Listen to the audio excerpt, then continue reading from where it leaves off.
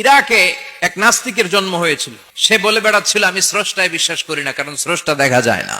ইরাকের লোকেরা বলল আমাদের একজন ইমাম আছে, নাম নু'মান ইবনে সাবিত, যাকে আমরা আবু হানিফা বলে চিনি। সবাই বলল তুমি যে স্রষ্টারে খুঁজে পাও না, আমাদের ইমাম তোমারে স্রষ্টা দেখায় দিবে।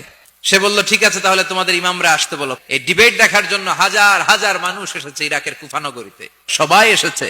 আসে নাই শুধু ইমাম আবু হানিফা। নাস্তিক কয় তগো ইমাম ডরাইছে। 1.5 ঘন্টা দেরি করে যখন উনি আসলেন, নাস্তিক বলে আপনার সাথে কোনো কথা নাই, আপনার তো সময়ের জ্ঞানই নাই।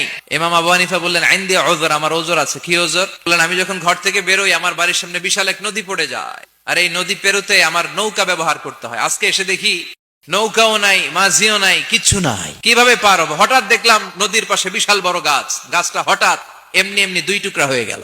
গাছ থেকে বিশাল কাঠের তক্তা বের হয়ে গেল, তক্তাগুলো অটোমেটিক্যালি জোড়া লেগে নৌকা হয়ে গেল। এই নৌকা মাঝি ছাড়া সা করে আমার সামনে চলে এলো। আমি নৌকায় বিসমিল্লাহ বলে বসে পড়লাম। হঠাৎ নৌকা আমারে টান দিয়ে ওপারে নিয়ে এলো। তারপর আমি আপনার এই ময়দানে ছুটে এসেছি। এই যে গাছ কাটা, তক্তা হওয়া, নৌকা হওয়া, মাঝি ছাড়া চলা, এই প্রসেসিং হতে আমার 2 ঘন্টা সময় লেগেছে। I am extremely sorry for that. নাস্তিক নেতা বলে তোকে ইমাম গাঞ্জা খাইছে, তোদের ইমাম মজনুন জুন্না আলাই, মাথার তার সিরা নিয়ে যা। ইমাম আবু হানিফা বললেন ময়দানে আমারে গালি দিলেন কেন? নাস্তিক বলে কেমন কথা আপনি বলেন? কোন মানুষ ছাড়া, করাত ছাড়া বিশাল বড় বড় গাছ কাটা যায় নাকি? মিস্ত্রি ছাড়া তক্তা বানানো যায় নাকি? মিস্ত্রি ছাড়া তক্তা জোড়া লাগে এমনি এমনি নৌকা হয় নাকি? মাঝি ছাড়া পানিতে নৌকা চলে নাকি?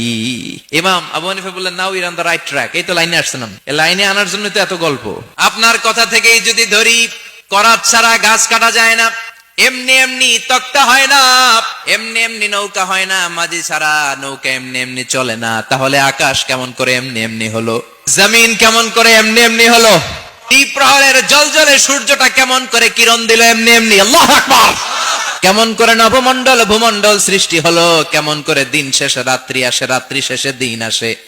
ওইটা যদি এমনি এমনি না হয়, মহাবিশ্বের এই সুন্দর বসুন্ধরার সবকিছু কেমন করে এমনি এমনি হয়? নাস্তিক কয় হায় হায়, আসলে তো আমি একটা উল্লুক্কা পাঠা, আসলেই তো আমি হাদারাম, এইভাবে তো ভেবে দেখি নাই। আসলে তো এগুলো এমনি এমনি হয় না। Someone is controlling everything in the world. একজন মহা শক্তিধর, মহা ব্যবস্থাপক, সব ব্যবস্থাপকদের বড় ব্যবস্থাপক। চিৎকার করে বলেন তিনি কে?